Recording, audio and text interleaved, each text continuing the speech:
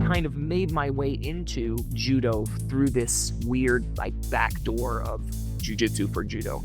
As a result, there are many parts of the judo that I do that are lacking. Mr. Danaher was always emphasizing the idea of, for instance, not turning your back. The throws that in judo that involve turning your back to your partner, they're a little risky for jiu-jitsu. Doesn't mean you can't do it. For most people, it's going to be difficult to get the level of athleticism, timing, skill to be able to functionally turn your back on someone, throw them successfully, and then land on the ground in a way where you're not in big trouble.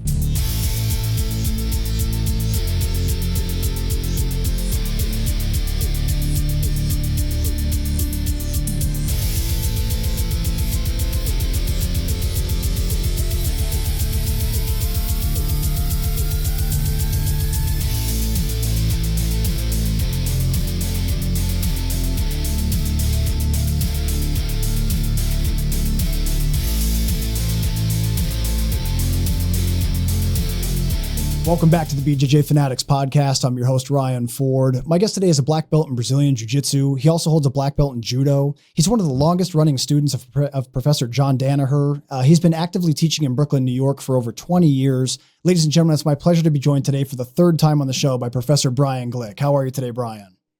I'm doing great. Thanks so much for having me. Of course, Brian, it's always a pleasure having you here. You always bring great insight to the table, and I'm looking forward to doing this with you for a third time.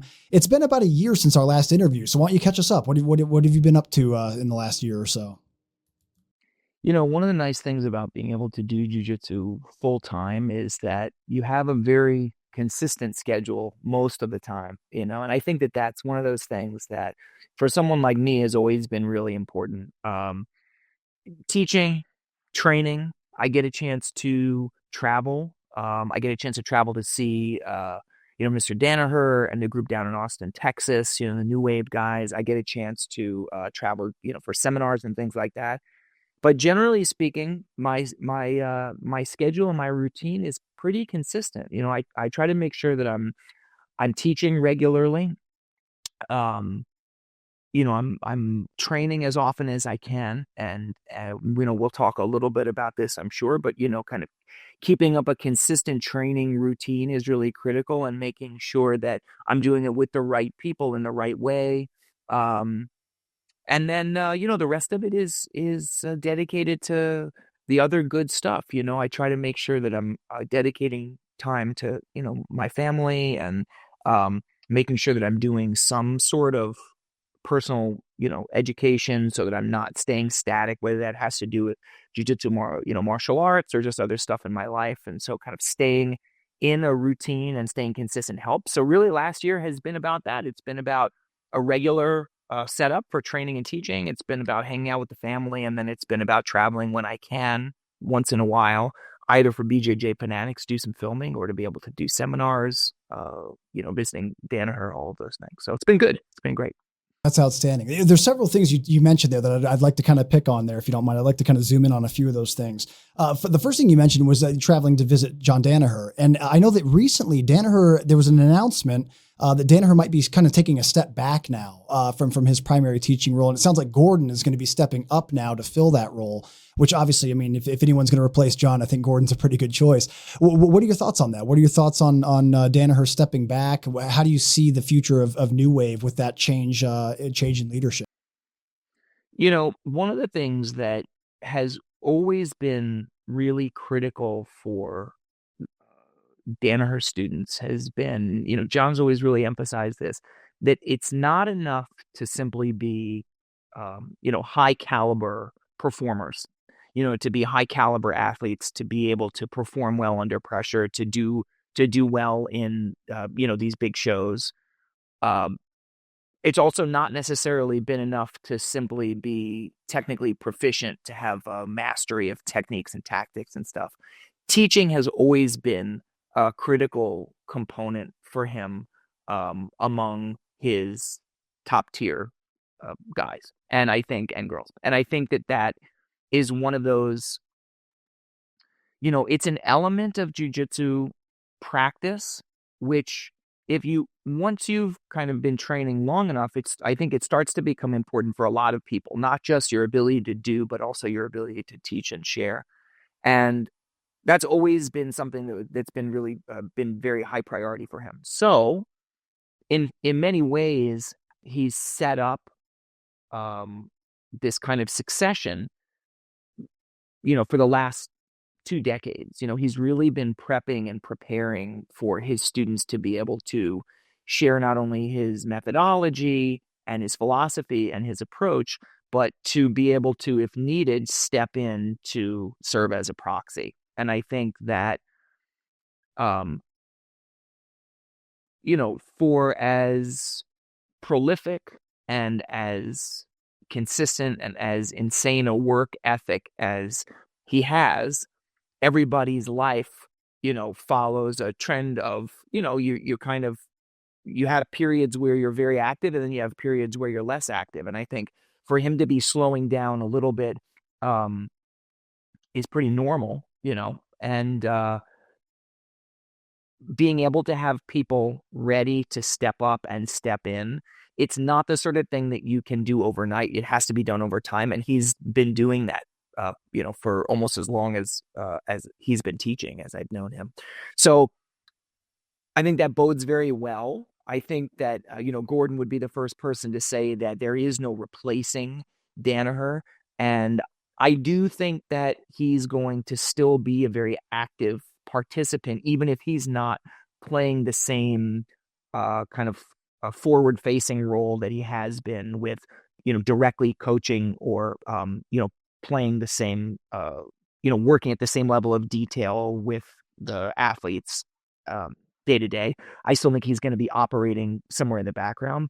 I think that, as you said, no one is better suited than Gordon to take over that position.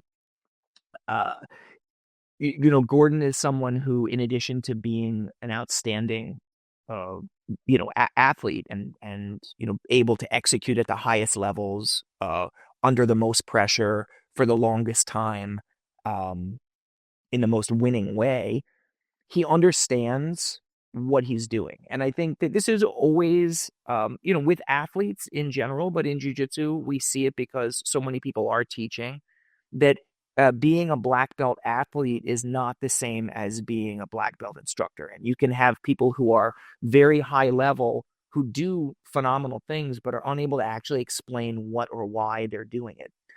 And that's not a dig. It's just they're kind of, some people are able to articulate it and some people are able to do it but not articulate it. And Gordon is one of those guys who, and I'm sure people who are listening to this have seen his instructional or have seen him teaching or have been at seminars where he's taught. He's able to narrate. He's able to articulate the system very, very well. So I think he's in a perfect position. And I think that there are a lot of other guys on the team who are at that level as well, who we don't see, they're in the spotlight, but they're maybe not quite as celebrated regularly.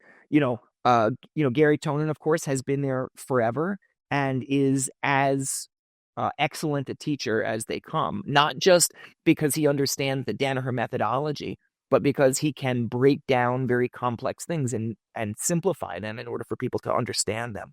Bodoni, Giancarlo has really taken off. We've seen his progress and we've seen how he has really just kind of been on this steady rise for the last 4 or 5 years. His instruction has also been following that same trajectory. So, I've had the chance when I go down to Austin, I try to visit. Oftentimes it's packed into a very tight schedule, but I try to do my best to see Giancarlo teaching, to visit his class so that I can, hopefully some of that will rub off on me, to visit with Marigali and to experience, the classroom that he's running, along with, as many classes I can pack in that John's teaching. So, between Nicholas and Giancarlo and Gordon, I mean, there isn't a better group of people I could think of to take over or to kind of serve as proxy for for Danaher as he moves into whatever this phase is now, where he's kind of taking a well-deserved step back, you know. So I think everything is in a great place. Obviously, incredibly lucky position for any student to be learning from those three names you just dropped there. And it's exciting too. It's neat seeing how as time goes on, the different generations that come out of different academies. That's always been something I've appreciated. Like when you watch, say, like a really old team like Alliance, for example, it's been neat seeing the original wave of guys in the late '90s, and then how they became teachers and their students came up to kind of fill their shoes in the early 2000s, and it just goes on and on from there. So it's cool seeing a relatively new team in the grand scheme of jiu-jitsu have so much success and already be moving into the next generation now. And we see the younger stars stepping up now. Yeah, and and again, I think that there's a lot of a lot of that has to do with the systematic nature of how Danaher approaches jujitsu, which is not, it's again, this is my experience, and I've not spent a lot of time in at Atos or Alliance or 10th Planet, any of these other places. So I only know, from my own experience, but the systematic nature of the instruction makes it so that not only is it broadly applicable, people can learn in person, people can learn by video, people can learn remotely, people can kind of have all of these different experiences, but you end up with a system not only of practice, but a system of teaching it's also possible to pass that down.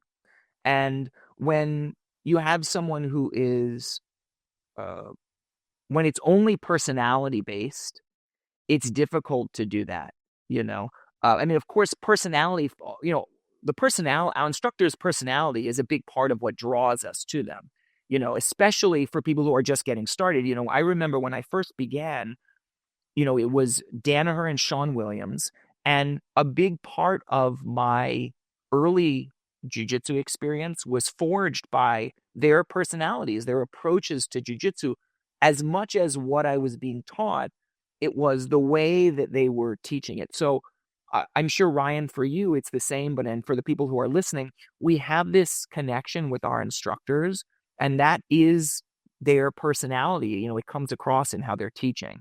But if that's the only thing that's there, it's very hard to teach another person how to transmit what's going on if what they have to teach is personality rather than, a system.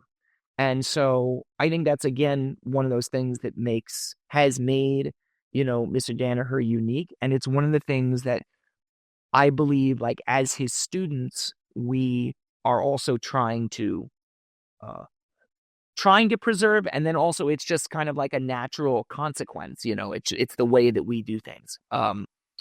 So it's been, so I think that that's kind of in some ways it sets this group apart, and then has been responsible, I think, in many ways for some of the accelerated progress that's happened. So,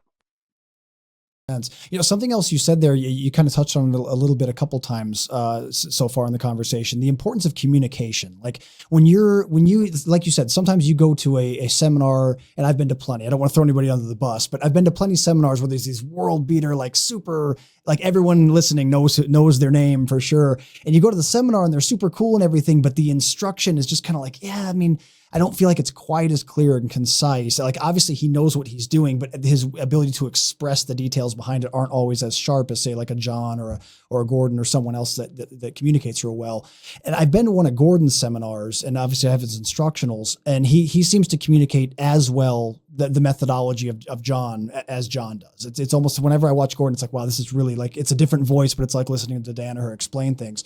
How, for people out there listening that aspire to be instructors or aspire to do seminars someday, how can they improve their communication skills? Because even when you're teaching a class, that's public speaking. It's something that you got to kind of, Yeah, I think that's a really good question. I don't know that I have a formula exactly, but what I can say is that in my experience, and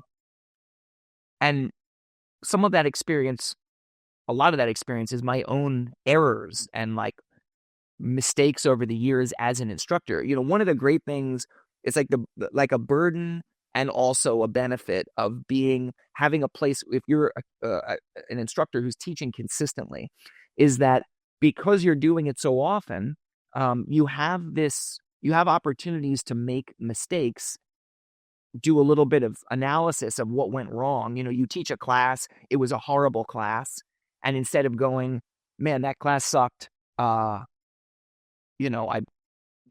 I'm just going to kind of forget about it, or, go on to the next one. You look at the class and you go, oh, you know what? That class sucked. Here's why it sucked.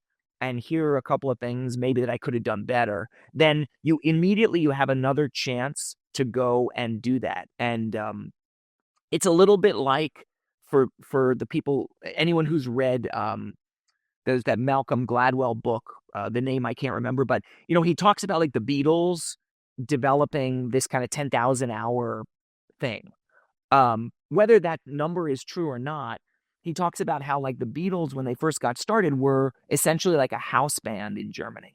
And so they spent just tremendous amounts of time playing together, every night, getting things down, knowing knowing each other's personality, knowing each other's flaws, knowing each other's successes, and all of these things. And so over time, what happened was they developed this kind of cohesive vibe that then when they were touring, or when they were doing concerts for, hundreds of thousands of people, or they're making records, they have this background of having made mistakes and corrected them, and just kind of had a lot of experience doing it. And so I think when you're an instructor, for those folks that are listening who are instructors, like, you have this really incredible opportunity. You don't have to get it right every time, but when you don't get it right, you should be learning from the mistakes that you make. So that's kind of the framework. But then, in terms of becoming a better instructor, I think oftentimes people try to do too much. And that when you're teaching, teaching someone too much is as bad as not teaching them enough. So oftentimes, because when we're teaching, we want very much for people to get what we're saying. We want to be able to communicate effectively. We want to be able to communicate clearly. I don't think there's a person in the world teaching jiu-jitsu or teaching anything else who wants to get up in front of a group of people and not be understood. Everybody wants to be understood, and, they want the message to come across clearly. So oftentimes, because of that, there is, I think, a tendency to over teach. And in my experience, the times that I've found to be most successful, where people really I'm able to keep people's attention, and they're able to understand better what I'm teaching, I've tended to under-explain, and then, if needed, go back and give more detail. And so that's a bit of, that's my approach now, is if I can remember, and sometimes, as you're finding out, this is our third, session together, I don't have a problem talking, but like, when I can remember to kind of rein it in and talk less, I think people get more. So I think for anyone out there who wants to eventually teach or is teaching, less is more. And when you can get your point down to, 3 or 4 key details, share those, and then have the confidence to let people go, practice it, and then, if need be, review what you just did and remind people, or check in, or make adjustments. That's so much better than trying to get people to understand everything all at once in one shot. Because it's just really difficult. Jiu-jitsu is not easy, but giving every single detail of every single technique, of every single grip. Ryan, I don't know about you. For me, by the time I'm hearing the third detail, I've forgotten what the first one was. And then by the time it's time to go actually drill it, I've forgotten the first two. So it's tough. Obviously it can be better to oversimplify or underexplain sometimes than it is to Yeah, overload someone and see everyone's eyes glaze over. I think that's a very good point. it's easy to take a simple topic and make it very complicated. What's very difficult is taking something that is complicated and making it simple. And I believe that one of the things that resonated with me early on with Danaher was the ability to take something that was pretty complicated and still is very complicated, in many ways more complicated now even than it was 10 or 20 years ago, and to distill the most critical things, because you want to make something as simple as possible, but no simpler. You don't want to have it be totally dumbed down to a place where it's so vanilla that you don't have enough to work with, but you don't want to have it be such a complex flavor that you can't taste anything. So, Yeah, and I can appreciate the idea of condensing things down into more digestible chunks. And I would imagine that especially for new students, because jujitsu is already so overwhelming as it is. There's so much things to learn. A yeah, lot of people coming into jujitsu, it's their first sport or physical activity. So right, they're just trying to get the biomechanics down of like keeping their balance and, not exactly, feeling like they want to vomit from the warm ups and right. things like that. So yeah, if you keep it real digestible, I think that's very smart. So on the topic of condensing down, or as you said, distilling down something complicated into something a little more digestible and simple, can you think of any examples like from your own curriculum or your own classes of a way that you took something that was a little complicated and brought it down a little bit to make it easier to digest? Well, I think that um, I think that if you take, for instance, any sort of gripping sequence, you can start anywhere.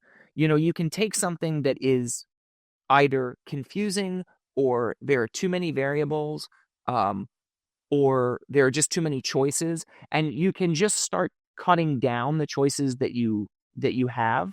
And gripping is a good place to understand that, because I think sometimes people, whether standing or ground, gi or no gi, gripping is one of those things that's rarely taught in a systematic way. It's often like it's glossed over a little bit, if it's mentioned at all. And then people are kind of left to figure out which grips they're supposed to be using, or um, how to get from, for instance, no contact. So, say we're seated in a butterfly guard and we have someone in front of us on their knees, and we're doing no gi. Um, what are you supposed to do? Like, where are you supposed to begin the gripping? Are you supposed to collar tie? Are you supposed to be scooping the leg? Are you supposed to be pushing? Do you want to grip on the triceps on the outside? Do you want hands on the inside? So there are a lot of choices. And I do think that you have beginner students or people who are still, in the early stages of learning, who don't know where to grip.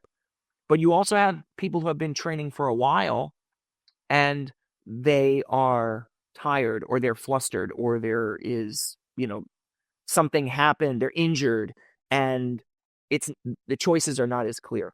So one way of simplifying that for me is, okay, generally the way that I've been taught, it's the best way to grip somebody, okay, upper body, right? So they're on their knees, their arms are out, hands are out, is to use a 2-on-1. Okay, so two of our hands on one of our partner's arms. Okay. How should we do that? Well, we have three ways of doing it. Okay. One is 2-on-1 wrist, where you're controlling two hands at your partner's wrist. Okay, that's great. Grip to pull and adjust and deny grips. A second grip, elbow 2-on-1, where we're holding the wrist and then we're holding our partner's just above the elbow. Okay, his hand can be down this way.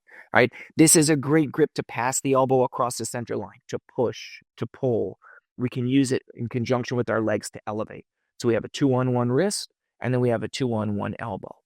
And then another 2-on-1 grip that most people know is the arm drag. Okay. The arm drag is not often thought of as a grip, but it is. It's a great 2-on-1 grip. It involves a control of the wrist and control up by the armpit. So instead of going, okay, guys, this is a butterfly sweep, or okay, everybody, this is an arm drag to the back, we can begin by framing what we're doing by introducing grips. There are a lot of ways to grip. We're going to focus on upper body gripping. Of the 3 major grips, we're going to start with an arm drag. Okay. Well, what if you can't get the arm drag? Well, then we can go 2-on-1 wrist, or we can go 2. So instead of having all possible grips, lower body, upper body, collar tie, inside, outside, we focus on 3, which are high percentage, which lead to optimal positions like elbow across the center line, or back exposure, or a good ability to push and off balance, or a good ability to pull and create kazushi. And we simplify upper body gripping, and we say, okay, these are the 3 that we're going to work with. And then from there, we can build, like some choices. So that, that's an example kind of on the fly of something that, anybody can use to funnel gripping into a more practical, functional, simplified way, instead of feeling like, okay, well, am I getting a pronated grip, or a, 2-on-1, 1-on-1, which collar tie. So that's an example. But I think that, like, anybody who's teaching, so like for those of you who are listening who are teaching, you can take a technique and break it down into, what are the 3 major points for you? They don't have to be absolute, because nothing is absolute. Things are always changing. But what are the 3 major points of the technique you're about to teach? Maybe you're going to teach, maybe you're going to teach arm lock from the closed guard. Okay, what are the 3 major points for you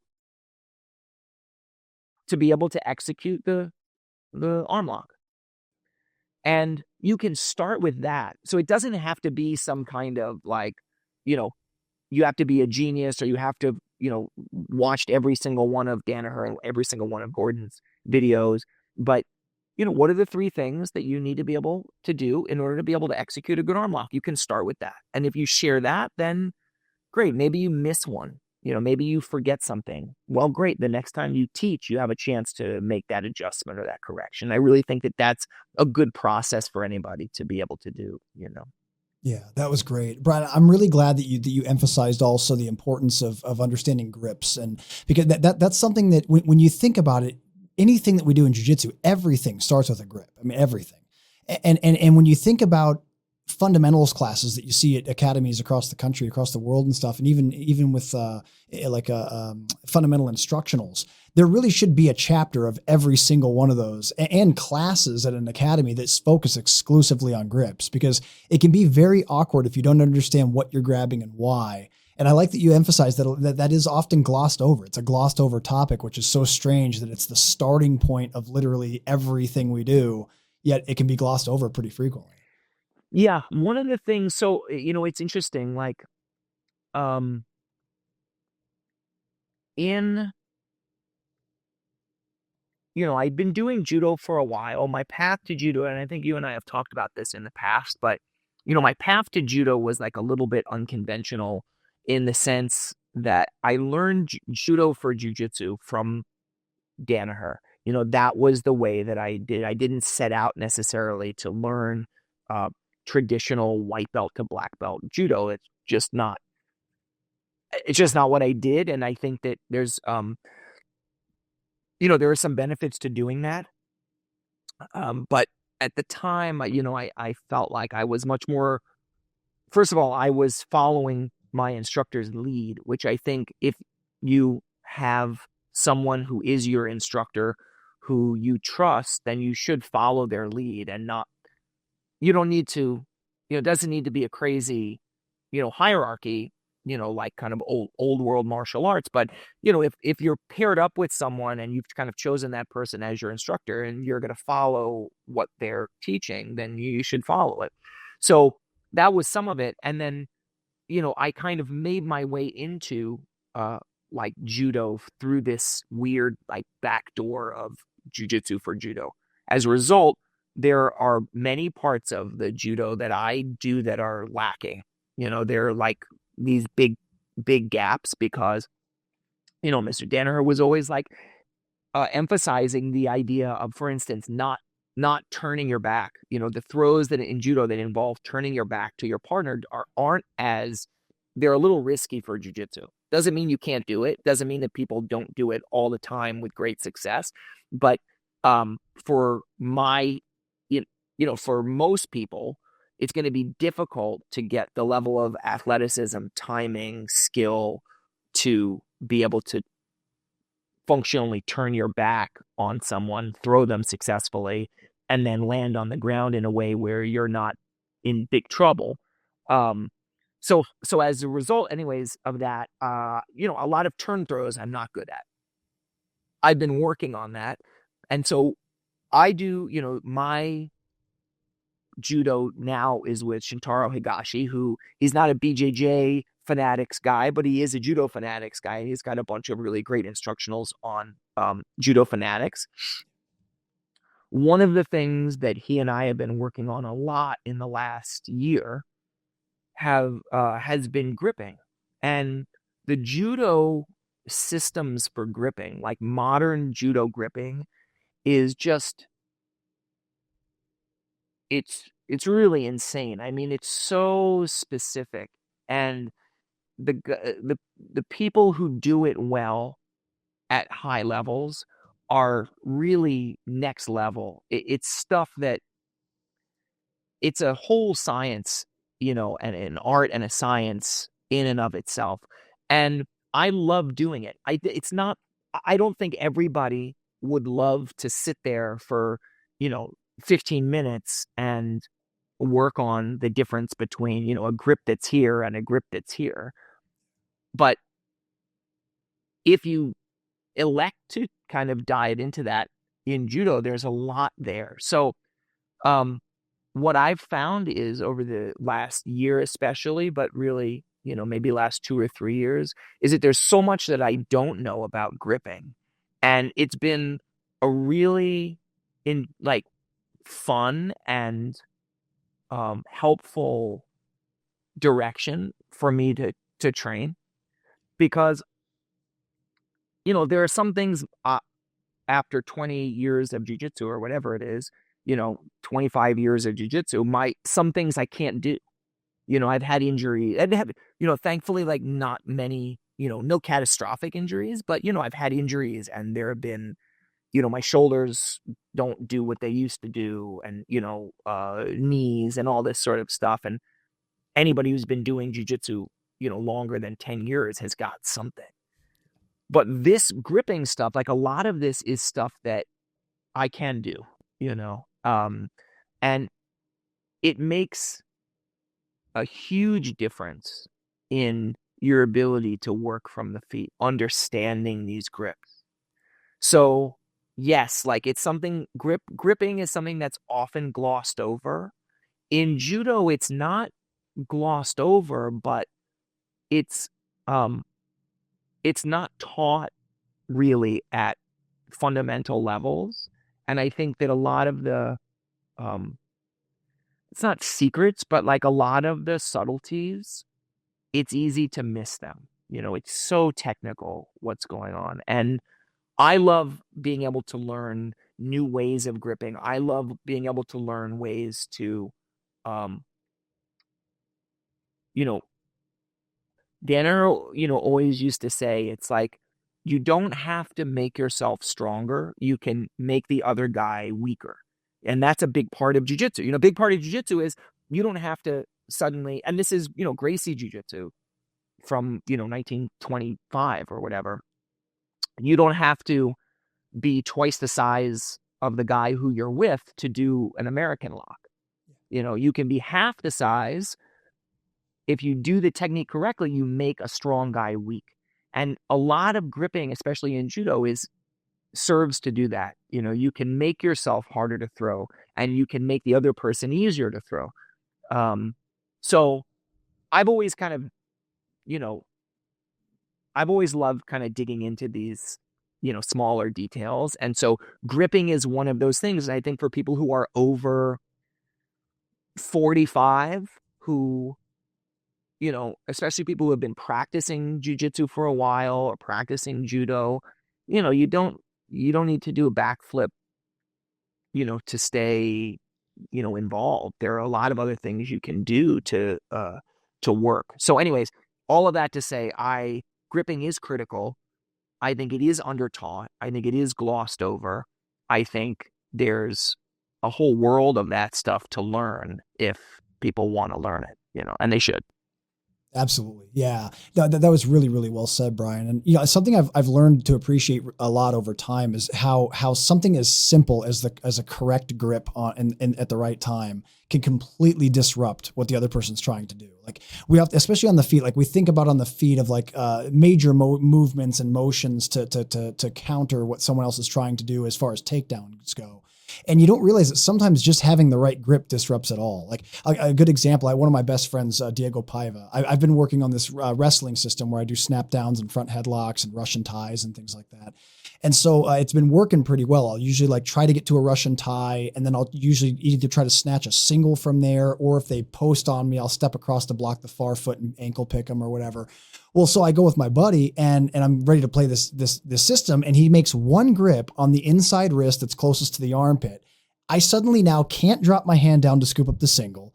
I can't reach around to his back. I can't square up with him as easily now. And I'm thinking, shit, this guy just grabbed my wrist and shut down my whole system I've been working on for 6 months. And it's frustrating, but it's also like, man, sometimes it's something as simple as that, Right. Yeah. Yeah. Yeah. And I think, like if you go looking as a student, for, you can be on the lookout. I don't think you need to go looking for it, but like we can be on the lookout for those little things. And oftentimes, as you said, oftentimes they're subtle, it's a grip. It's a well-placed, well-timed grip. It's not, tornado sweep. It's not a big movement. It's something really small. And, some of that has to do, I think, with the right, obviously you want to be training the right stuff. You want to make sure that you're training the right things.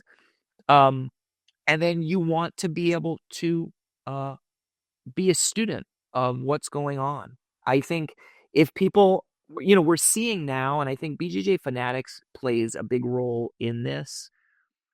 There are more resources available now than ever for people all over the place to be able to learn jiu-jitsu, to practice jiu-jitsu, to study it. You have schools and clubs and things like that that are cropping up all over the place. And spending time being, like analyzing a little bit. And I think you can go over the top.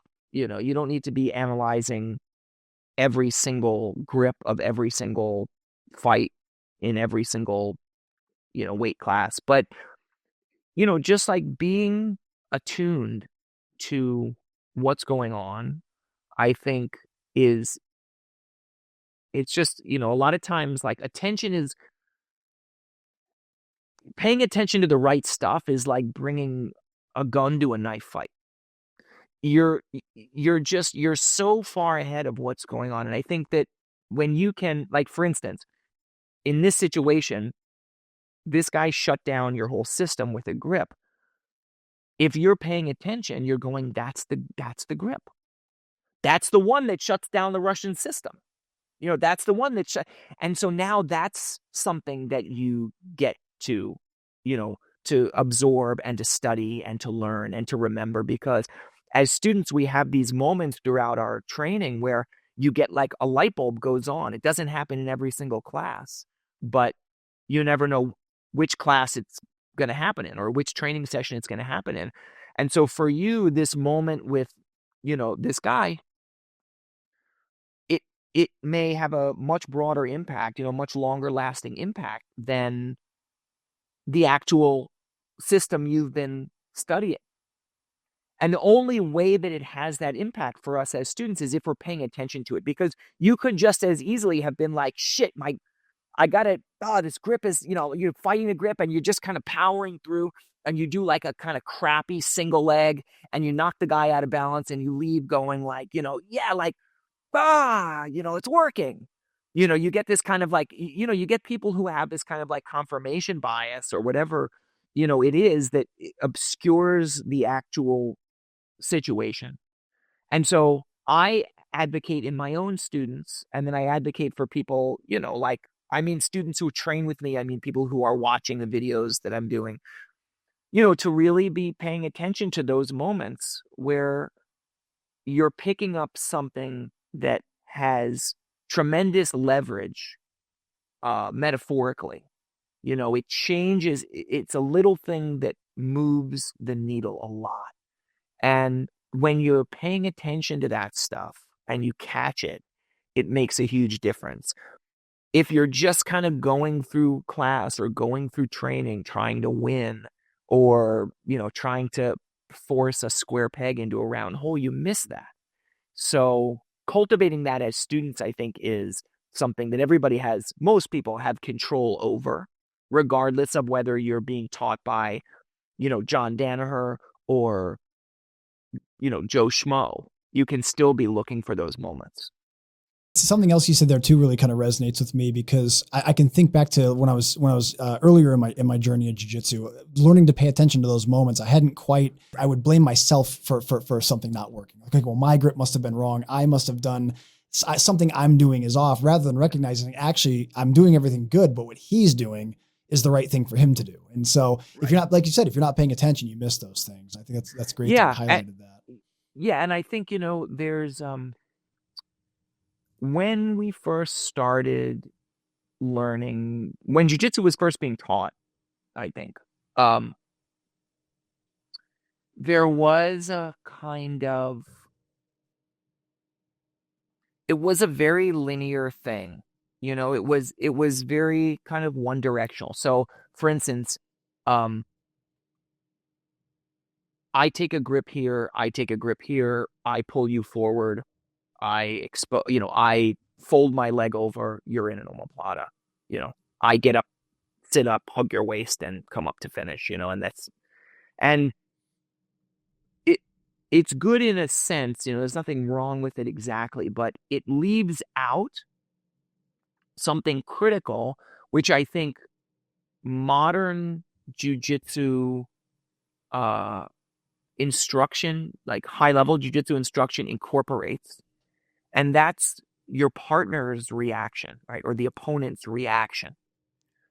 So as a result, we end up now, I think, when you have a good instructor, they don't only give you what you need to do, they take into account and into consideration what the other person, what the partner is doing.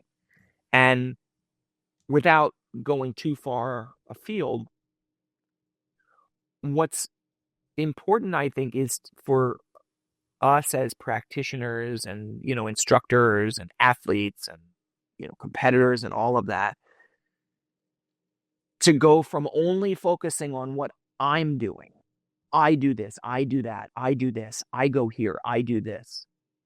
And we start to look at jiu-jitsu as something which is co-created, like we are both doing this. And the only reason that things work the way they do is because we're getting a reaction. We're getting a response. And that's not true for all martial arts. Traditional martial arts, sometimes it's kind of, it's a very linear thing. You can practice kickboxing with a bag.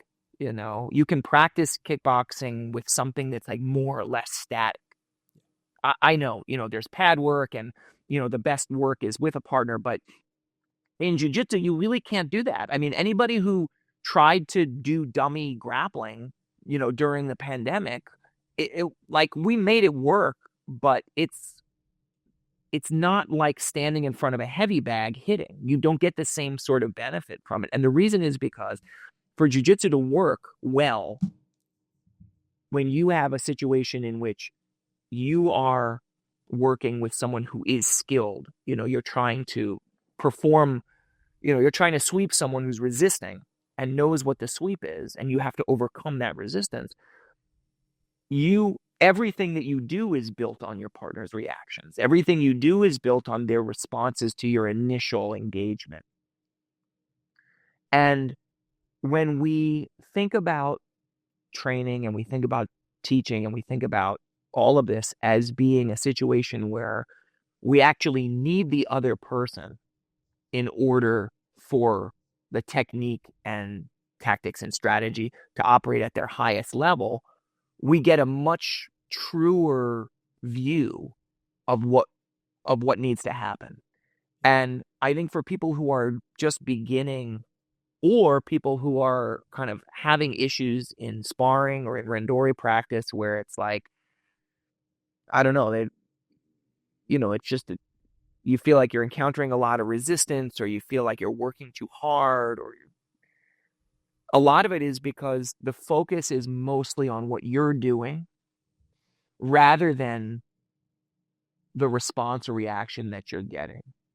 And high level, if you watch high level jiu-jitsu, it's always built on the reaction. The best, in my opinion, the best of it is when you're dealing with the person's reaction and you're able to, or resistance, and you're able to overcome that, not through brute force or being just bigger, just stronger, just faster, but you're actually able to kind of use what's going on to your benefit. I don't know. I think that's closer to the fulfillment of what most people start jiu-jitsu for. Yeah. Yeah, Yeah. no, I totally agree. It really is like a system of variables, and you're just trying to learn how to use the options you have against the options they have. And I love the example that you pointed out that, yeah, jiu-jitsu really is one of the few arts where you really do need another person. I mean, you can drill on a dummy, like you said, but I don't know about you guys, but most of the time I beat my dummy. Yeah, the only time, right, the only time the dummy beats you is when you're like trying to bring him down the stairs and it's a Right, nightmare, yeah. and he's like Stub your falling, toe, you're yeah. tripping, you're tripping down, but yeah, it's not really like a functional, it is, it's the best of a bad situation, working with a dummy. Whereas like, you can develop some technical proficiency on a heavy bag, you can actually do it. So We were talking earlier about adapting judo to jujitsu, and how you didn't take the traditional route of going from white to black in judo. You were more learning it from a perspective of using it for jujitsu, which I think obviously for jujitsu people is a really important thing to do. You mentioned some of the things that in judo, like turning the back, like if you're doing a drop seonagi or something like that, you can put yourself at risk of getting your back taken if the timing's a little off. And I know that even if people out there exploring wrestling for their takedowns, there's even aspects of wrestling that can put you at risk of, say, guillotines and things like that. What do you think? Is there anything about judo that you feel is more efficient for takedowns in jiu-jitsu than, say, wrestling? Is there any advantages that judo has in particular? I don't, I don't know if there are advantages. I think that, I think that it's just, there obviously there are differences. I think that when you are working with grips on the jacket, there are a few, the jacket and the pants, if you're, grabbing legs, there are a few more variables in there. There are a few more things that you have to manage. And I think that one of the big fallacies of, 15 or 20 years ago was that no-gi jiu-jitsu was less technical than gi jiu-jitsu. And I think that that's not an argument that you hear people making too much anymore, because it was kind of disproven when you had hyper technical people in no-gi, and no-gi developed as more or less a separate branch of grappling, uh, from gi jiu-jitsu. And kind of the evidence for that also is that at the time, when I began training, a lot of the people who were winning no gi tournaments were the same people who were winning gi tournaments. They just took the gi off. It was the same group. And as no gi technique evolved and developed and became more refined, you had people who were no gi specialists and you had people who were gi specialists, and they didn't overlap quite as much. I think you're seeing a bit more overlap now because people are training more in both and they're weighting both of them, equally. So I don't think that I don't think that like judo is more technical than wrestling, but I think that there are a few more variables when you have the jacket on. So for instance, if I want to, if I want to do a tie toast, if I want to do like a turn throw, right? You and I are working together and you had a collar grip and you're stiff arming me and pushing me back. I can't just push that hand off. I can't just slap it off because you have the purchase on the jacket. So I have another step that I have to take to strip that grip off or to learn how to clear it or how to work against the stiff arm that in wrestling I wouldn't necessarily have. If I wanted to do a hip toss or some forward throw, I wouldn't have that. Yes, there are other problems. You have very complex hand fighting sequences and we want to get to an underhook or, a headlock, those sorts of things where you've got to close the distance. You have other issues. But I do think that in judo, because you have both defensive scenarios that your partner can impose on you, things that in order for you to advance and to move have to be dealt with. And then you have more variables in terms of your own grip to be able to pull or push, that there's a whole kind of dimension to develop.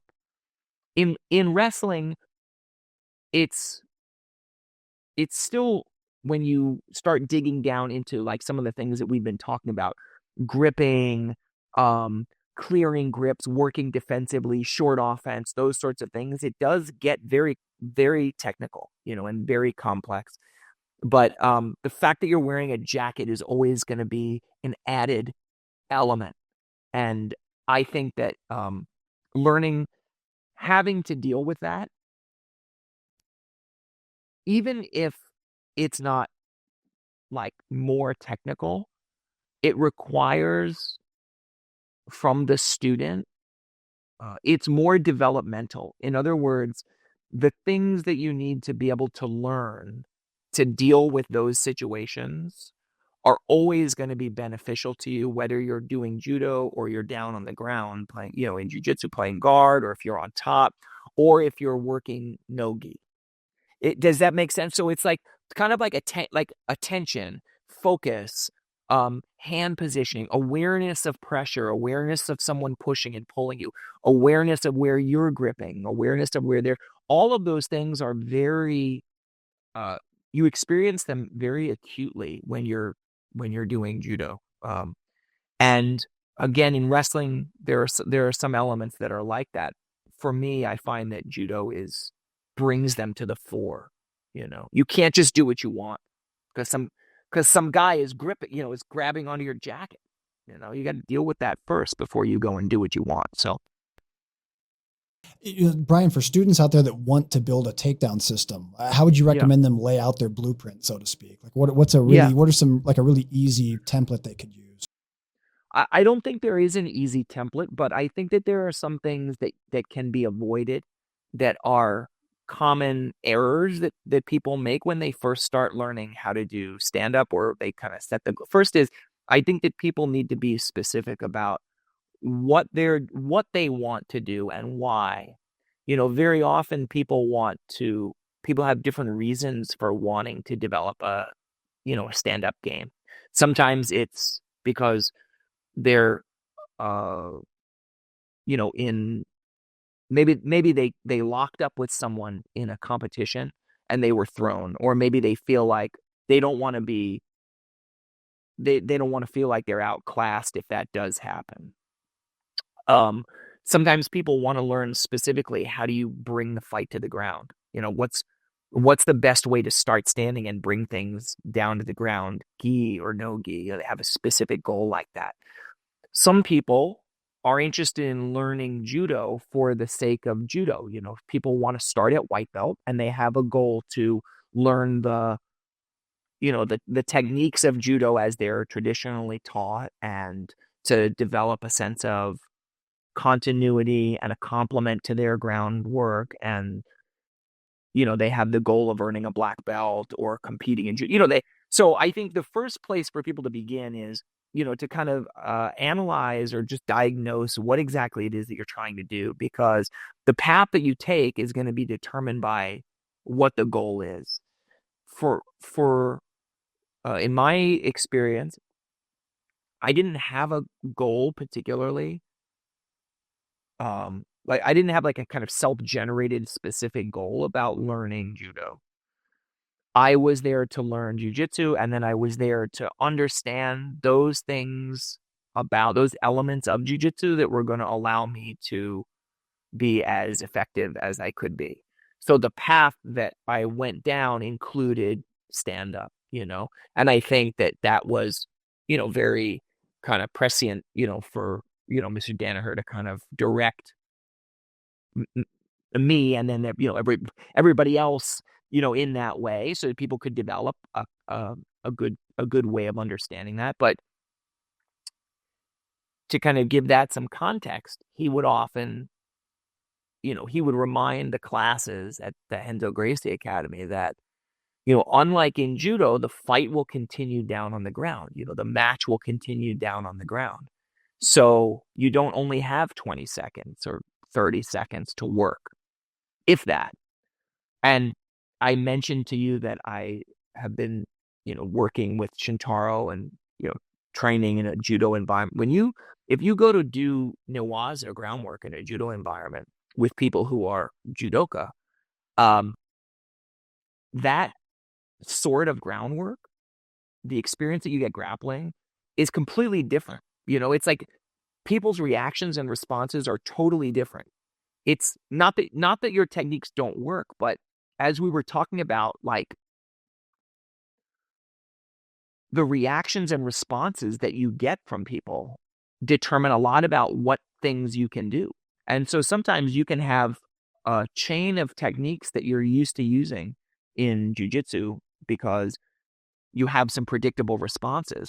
But in judo groundwork, newaza, they're not doing that. They'll just, they will not go to their back to play guard. They will belly out. And now you've got some guy kind of like this on his belly with his legs straight out.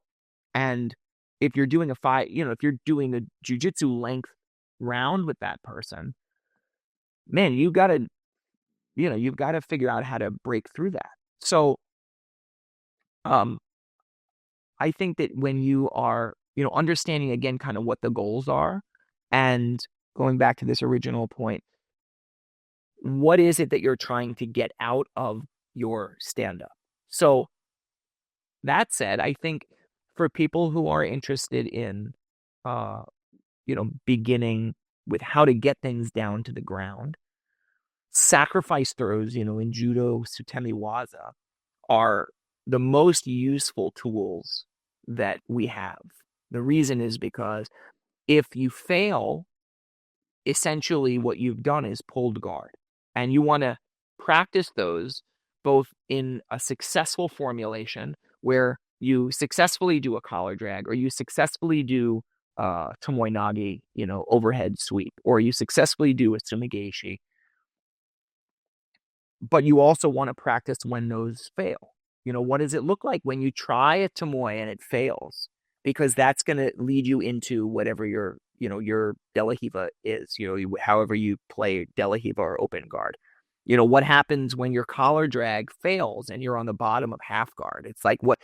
So we have these ways of working where we have sacrifice throws that pull everything down to the mat. We have things that are successful and what they look like when they're successful. And then we have things that we have the same techniques that fail and learning what you do when you're faced with that failure. I think that broadly for jiu-jitsu practitioners is a great place to start. It's certainly much better than, trying to, extract out of the, traditional judo curriculum a set of throws that you'll, hope to master against a resisting partner. Because the other thing that sacrifice throws tend to have going for them is they're a little less risky in terms of injury. And in judo, the attrition rate in judo is super high. I don't know what the numbers are exactly, but it's high, and it's higher, I think, if you're like, you know, starting judo at like 35 or 40, where your body's already accustomed to doing things in a certain way. You're used to, your body moving in certain ways, and now you have to move it in a different way, not only to attack, but also so that if you're being thrown, you're not getting injured. I had an opportunity to talk to Bo Nickel a few months ago, and we were talking, and I was asking him some questions about wrestling and, people practicing wrestling and what it was like, for him, learning wrestling and all of these things.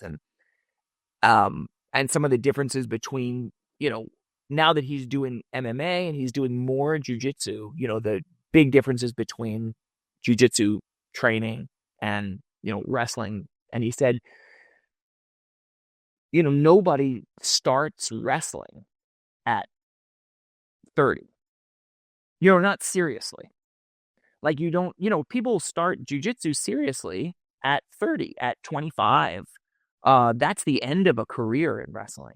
Your wrestling is over at, at least your, serious high level wrestling is over at 30. You're a coach by then. You're not like entering the game. But, in jiu-jitsu, there's blue belt masters, there's all sorts of stuff. So I think that, keeping in mind that there's a reason for that. Wrestling is hard on the body. Falling is hard on the body. Judo is hard on the body in a way that, not that jiu-jitsu is any easier of a a grappling sport or art, but you're not, you are falling, but a lot of times you're falling, because you're being swept, not because someone's hoisting you up and then like, slamming your head down into the ground, So you have this also as a consideration when it comes to people beginning stand up, that in many ways jiu-jitsu is around so you don't have to do stand up. You can get things down to the mat and work from there.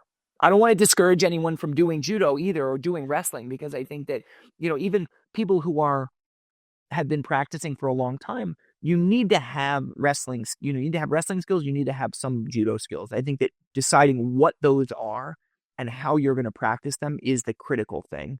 And when it comes to judo, learn how to get people down to the ground. When it comes to wrestling, learn how to do an arm drag, learn how to get behind somebody, learn how to pull people down, learn how to, learn how to play front headlock and short offense and these sorts of things, instead of trying to,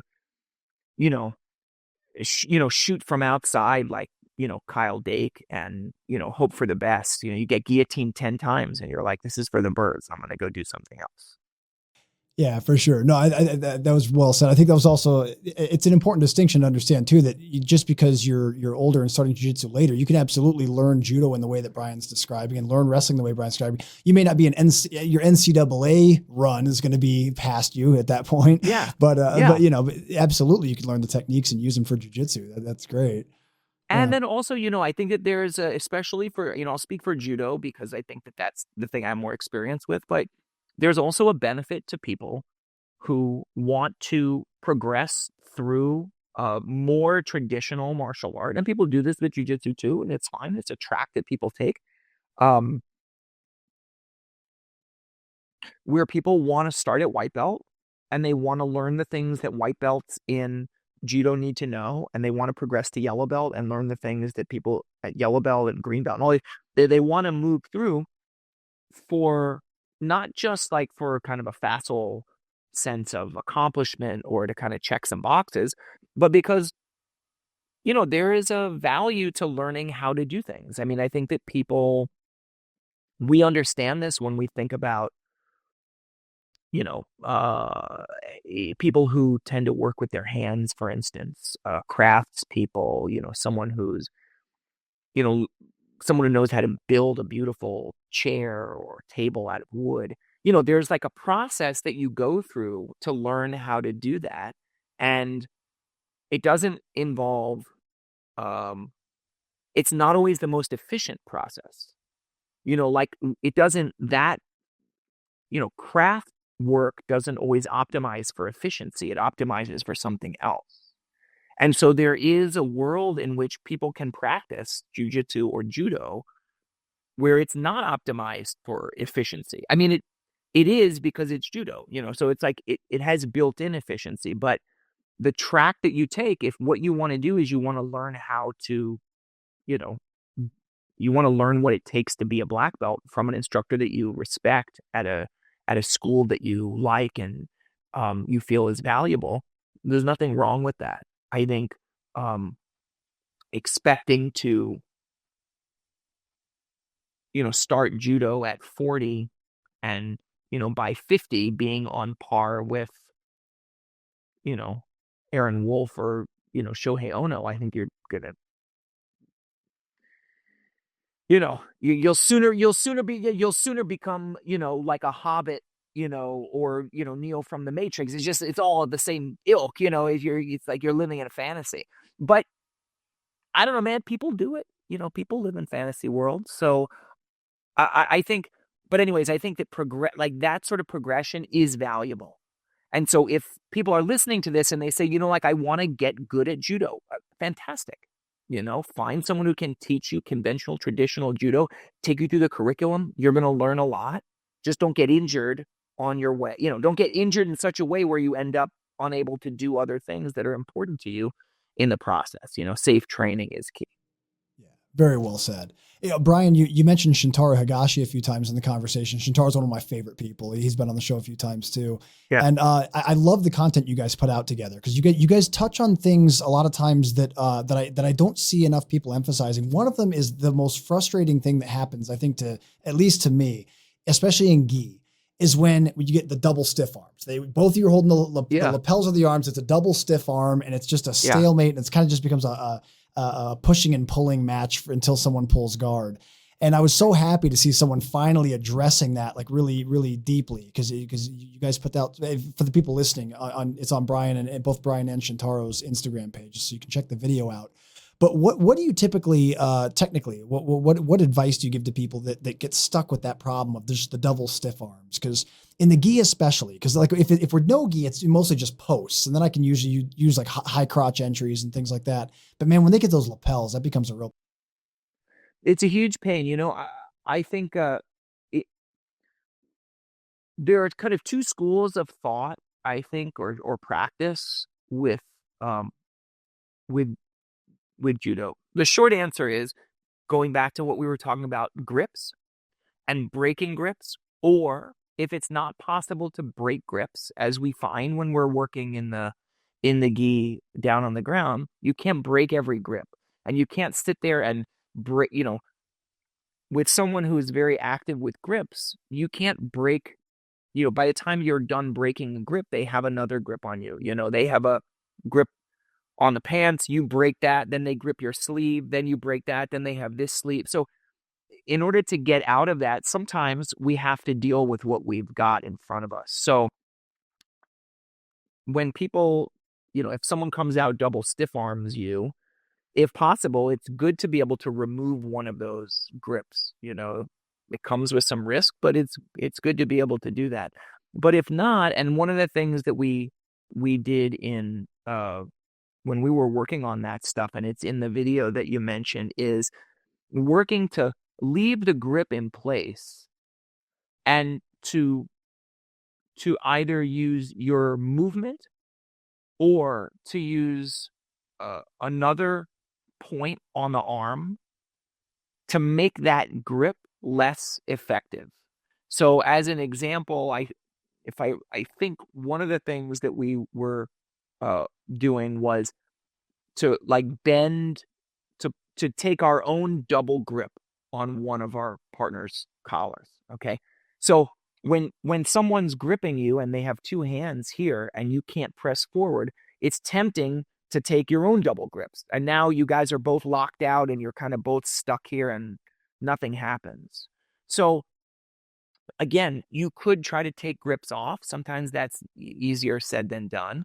Now, one of the methods is a double lapel grip. And why is that important? Well, for the same reason when we were talking about grips, I was telling you that I favor a 2-on-1 grip at the wrist or 2-on-1 elbow or 2-on-1 arm drag. It's because when you take two of your arms or hands and you put them in one place, you have, double your strength and double your power in that one area. And if you are choosing the right area, you're going to have a very effective way of moving forward. So it, if you can't break the grips, bending one of your partner's arms is a great idea. The grip still stays there. You don't clear it, but then it's difficult for them to use it. And I think that this is a very important concept for people who are working in the gi standing and also on the ground. That you're not going to be able to get rid of grips all the time. And people who sit there and just kind of break grips, it's often very difficult to get things going proactively. That's a very reactive way of playing jiu-jitsu and judo too. So learning to work with the grip and then negate the grip is something that people at very high levels are able to do. And if you watch, if you watch someone like Tynan Dalpra, like he will break grips, but very often he'll use the grips.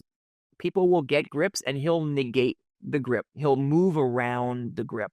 He'll allow them to keep their grip. And if they're controlling collar sleeve, his lower body that's not controlled collar and sleeve is working to pass and create an angle so that those upper body grips aren't effective anymore. So you have situations like that. And in judo, there are, more than two, but if we're simplifying, like you have kind of two ways of looking at it. Gripping. You have people who will get dominant grips and throw from a dominant grip. And most of the time, for most of us, that's the way to work. That's the ideal. If you and I are gripping up, I'd like to have a dominant grip, and I'd like for you to have an inferior grip or no grip at all. Then I definitely have an advantage.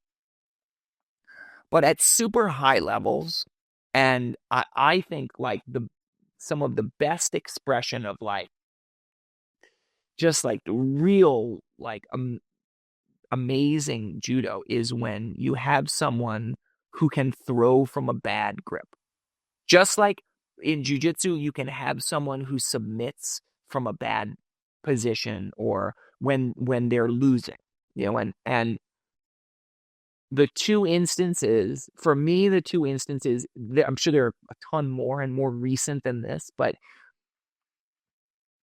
UFC 1 was the first time that a lot of people saw someone submitting, like doing an arm lock from their back. Hoist Gracie and Jason DeLucia, that like old kind of iconic like arm lock where like, the arm is breaking. That's a situation where for a lot of people, like they were like, okay, this guy in the gi is on the bottom and he's kind of losing. And out of nowhere, he pulls out this arm lock. And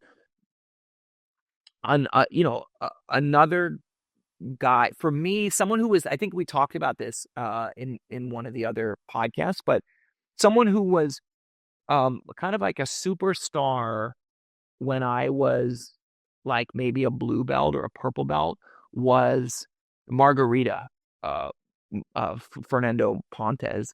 And he was, not only was his jiu-jitsu really great, but he was known for being like, he would often be losing. Like he'd often be down by points, um, and was able to pull out really amazing victories. He was able to sweep at the last moment or submit the guy from, a position where, he might otherwise kind of be losing, or transition out of a bad spot to a winning place.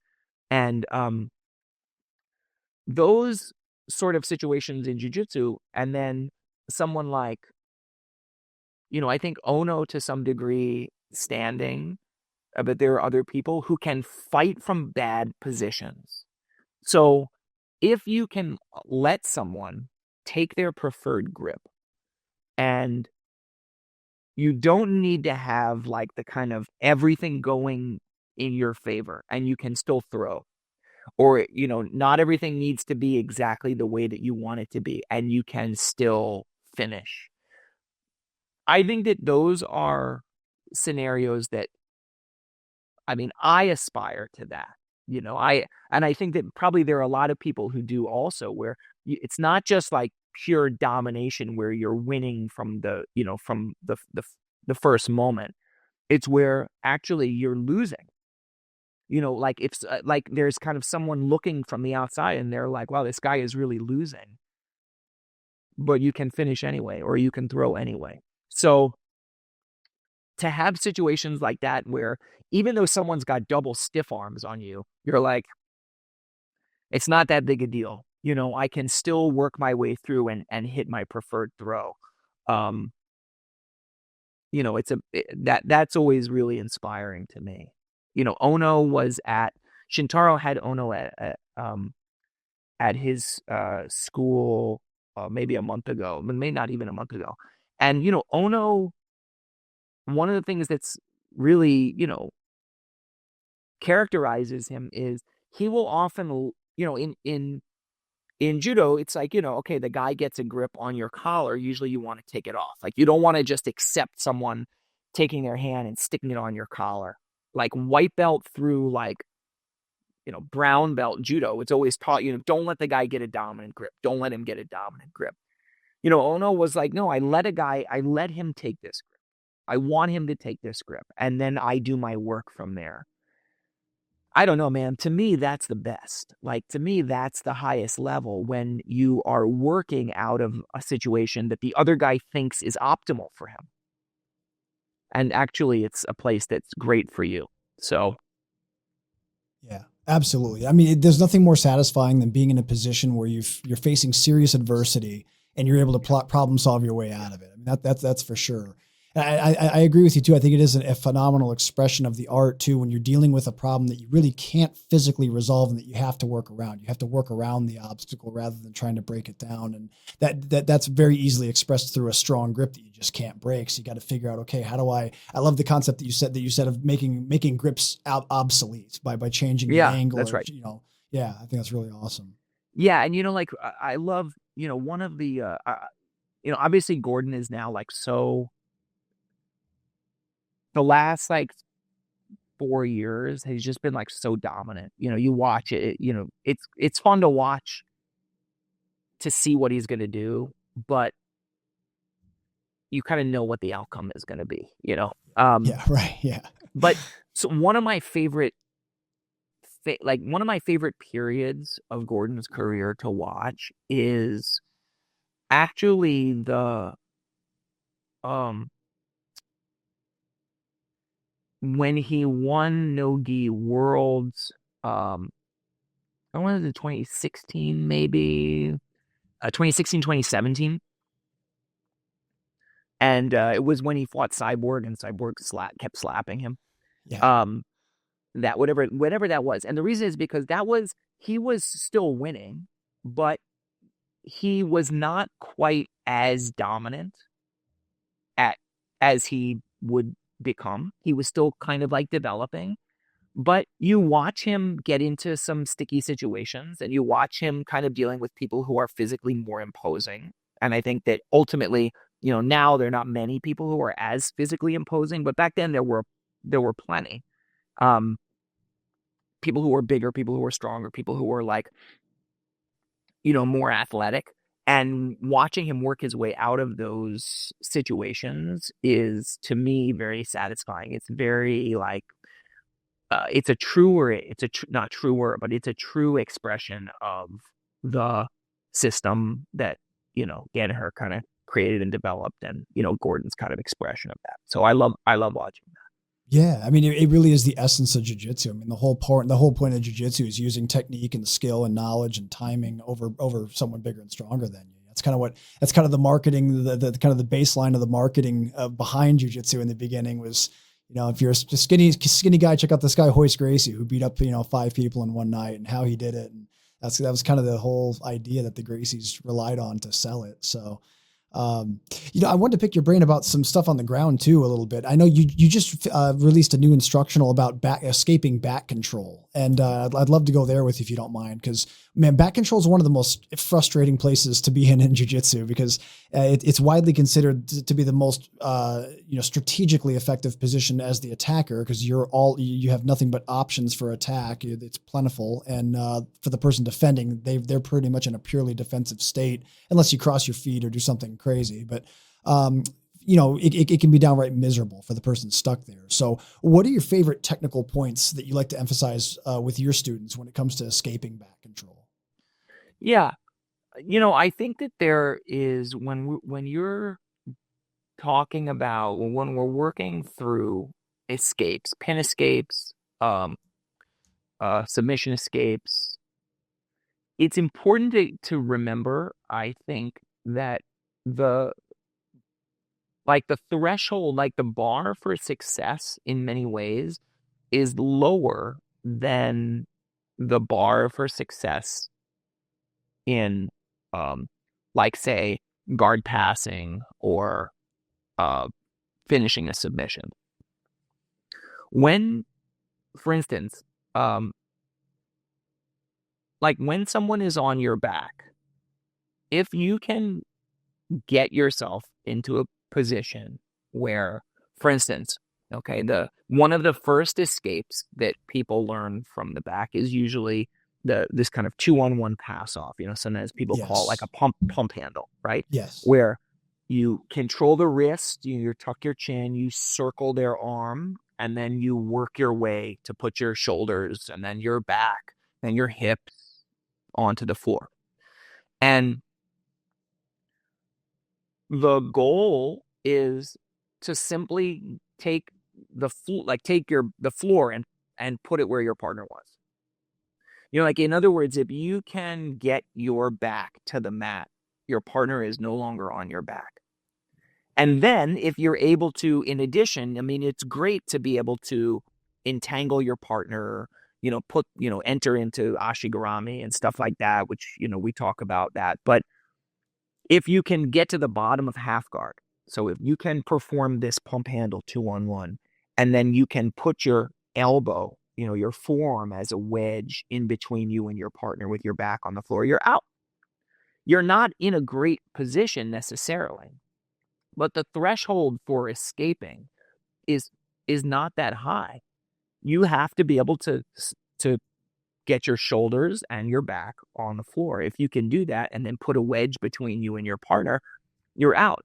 And I think the reason that I like to bring that up is because I think oftentimes we think about escapes, or we think about defenses as being these like monolithic things that, we have to do all this work because the guy is in such a great position. And you do. It's not easy, but it is not complex a lot of times.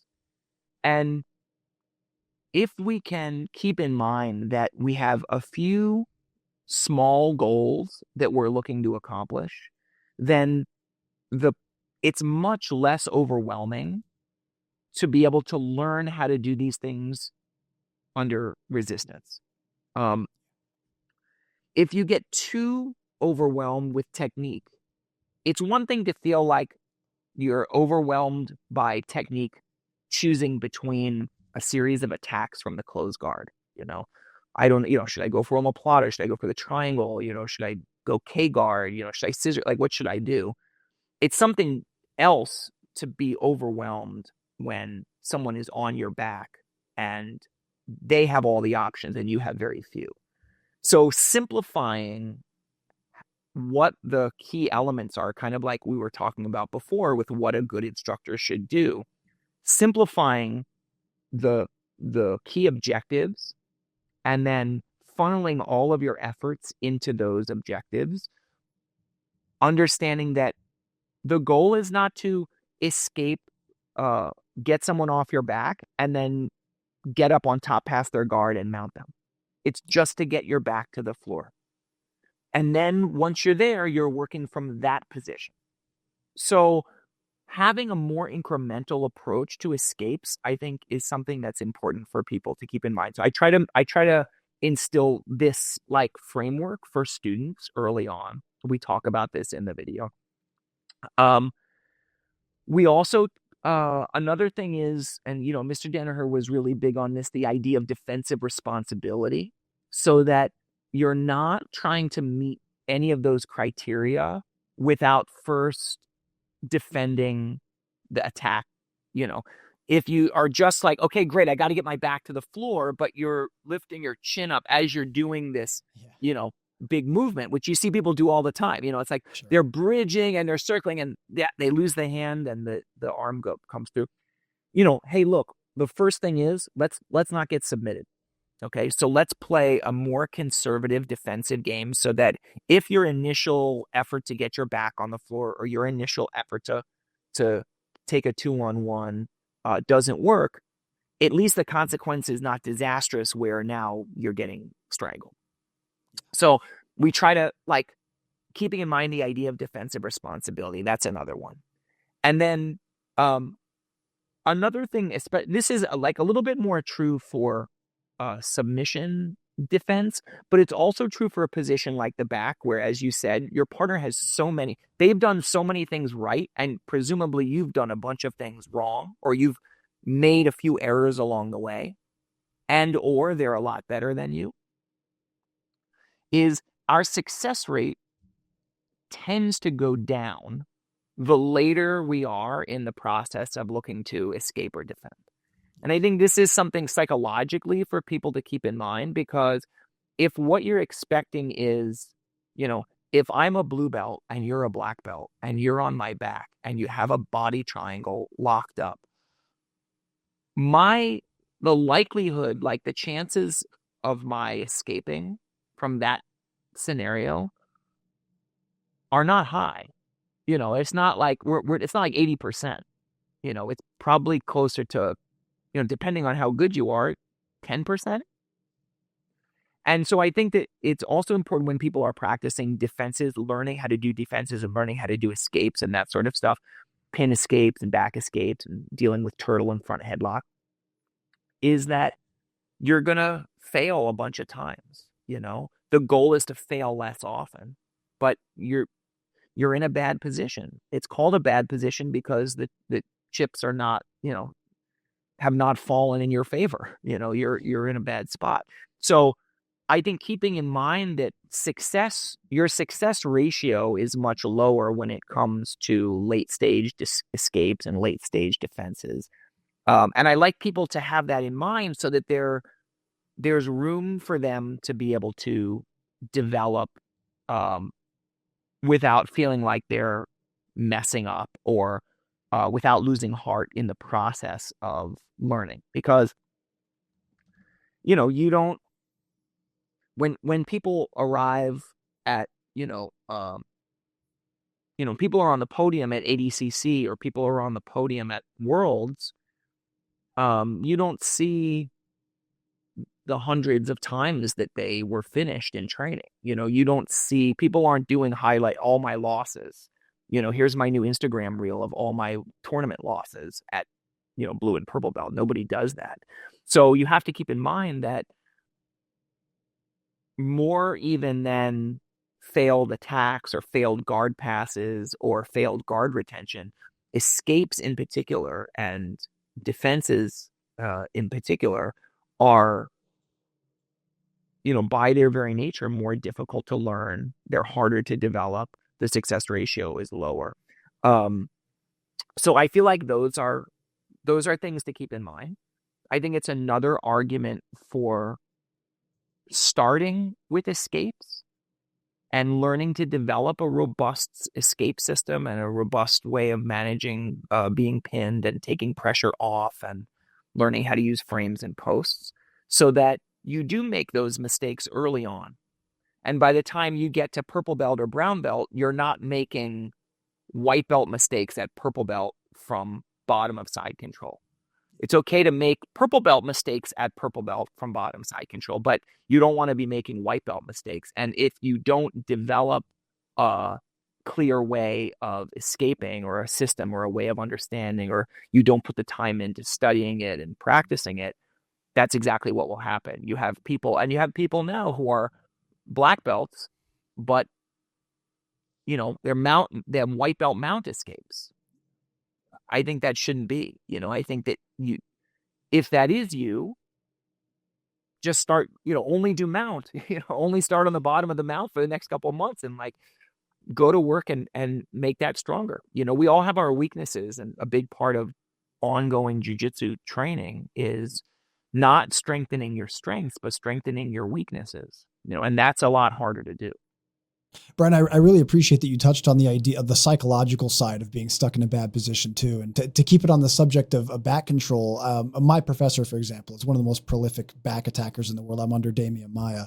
And something Damian talks about a lot when we're talking about attacking the back is the idea that shutting down and closing all the doors of escape for a long enough period of time will oftentimes cause the person to just mentally quit.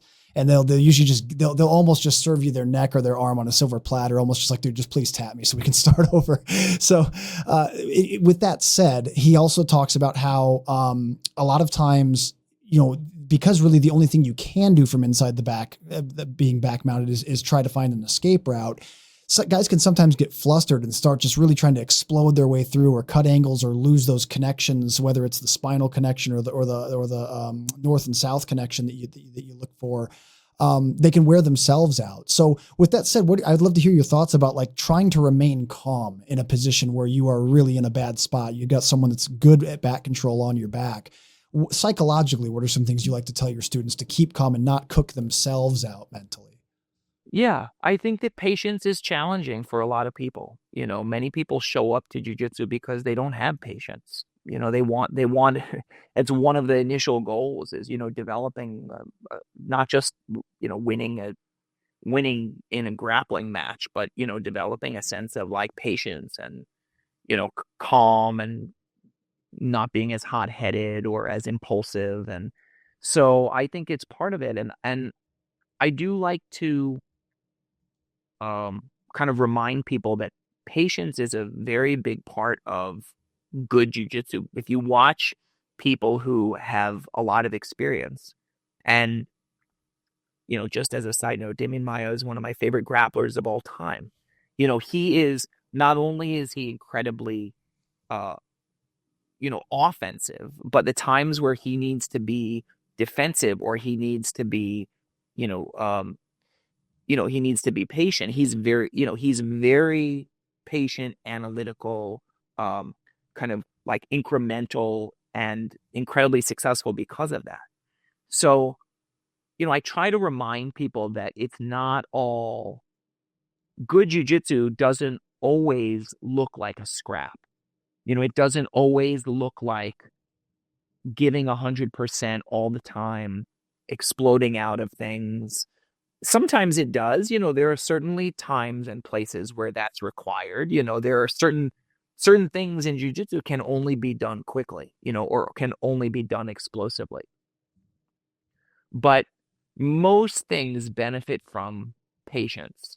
And it's hard to be patient if you don't have a sense of what's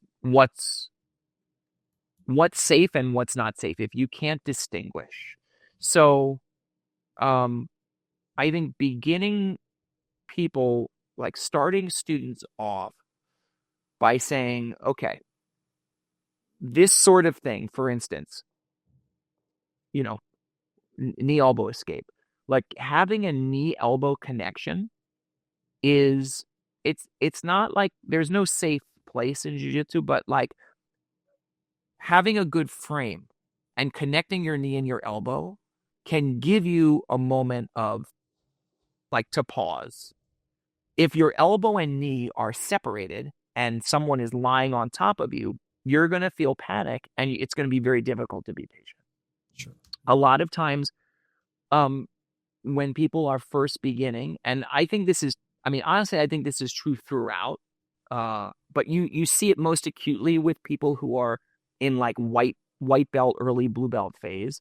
And then interestingly, I think you see it in people who are like 45 and up, is the importance of connection and allowing connection and contact to kind of be a resting place, or being a place where you can be patient. So for instance, one of the things that, we're huge proponents of is using top half guard to pass rather than trying to play a crazy, um, but like rather than having a very athletic, very mobile, very high energy, high pace passing style, which some people can do amazingly, but is just not applicable for everybody. Sure. Yeah. Choosing to like fight to a half guard, chest to chest position with a crossface and an underhook, and then working from there. Why? Because of all of the neutral positions, half guard, top and bottom, affords the best connection that there is. And if you can work from a place of good connection, it gives you a sense of a place where there are fewer variables having to do with speed, momentum, and motion. And a lot of people, I think, when they are training, are trying to kind of like, I don't know, like get through, they just want to kind of get through it. Like I hate your guard. So I just want to like get me past your guard. Give me a technique so I can get the hell past your guard and pin you, and then I can start to like submit. And so as a result, like people like, there's nothing wrong with like knee cutting, but you see people kind of just like trying to force a knee cut, or trying to like, I don't know what, like force a Toriando. And very often when you watch people who are doing these things at high levels, patience is key. They'll get to a position and they'll wait there, and the same thing is true when you're on the bottom. Sometimes you're on the bottom of the mount, and the right thing to do isn't to explode out. It's to patiently take inside position. It's to patiently create a frame. It's to patiently support that. It's to keep defensive responsibility so you're not getting strangled. It's to hit an explosive bridge once or twice, and then to use that time well, to use your energy well, so you're not, as your professor was saying, it's not to panic and bug out and freak out and expend your energy and, kind of flail around giving the other person opportunities, but rather to kind of be patient. And the caveat for that is a lot of that stuff has to happen over time. It comes with experience. It's hard to accelerate. You can't accelerate wisdom. You can't accelerate the experience of having been in that situation, made the bad decision, and then realizing it the next time around. And a lot of times patience is a product of that. It's a product of being in a situation, doing the wrong thing, being back in that situation, doing the wrong thing again. And then the third time around being like, how about if I make a different choice? Instead of freaking out, I'm going to chill out. Freak in, don't freak out. I love it. Yeah. So That's gotta be that's the title for your next instructional. Freak in, don't freak yeah, yeah, out. yeah. Free, yeah, free. I feel like I got to give that one. I got to send that to the 10th Planet guys and let them do it. Hey guys, if Brian's newest instructional covers all this stuff. So if you guys are interested in being better at escaping the back, his new instructional is called the Only Way Out series. It's part of his Only Way Out series, which is a series of different escapes from different positions. This one's called Dynamic Back Escapes. So head over to bjjfanatics.com and check it out. Brian, in closing, what are some of your major goals for 2025, sir? What are some things you hope to accomplish this year? I think being consistent, sticking with a routine, avoiding injury, continuing to practice, developing, a little bit more. I had kind of let the gi, I had not been doing quite as much gi for like the last, I don't know, like maybe 9 months or so. So I'm trying to get back into a more consistent regimen with gi training. I was doing like once a week, but now I'm a little bit more consistent with a couple times a week. Um, and yeah, just trying to be the best student of my teacher that I can be. Hopefully we'll have another couple of videos out with BJJ Fanatics. We're working on a series for guard passing, which we haven't done, and some people have asked about whether we're going to do a gi series. So I'd like to do a gi series, standing series. So there are some things that we're working on with that, and I hope to be able to get those started this year. That's excellent. Well, I can't wait to see them once they come out. And Brian, I really do appreciate your time again, sir. Thanks so much for being here for a third time. Likewise. Thank you so much for having me. Excellent. And for anyone out there that wants to keep up with Brian, it's real easy to do so. He's active on Instagram. It's BZGlick. So make sure you guys are following him there. He's also on Facebook, and he's also got a YouTube channel. If you just type Brian Glick into YouTube, you'll find his channel. Make sure you subscribe and hit the little bell icon to get notified when he adds new videos.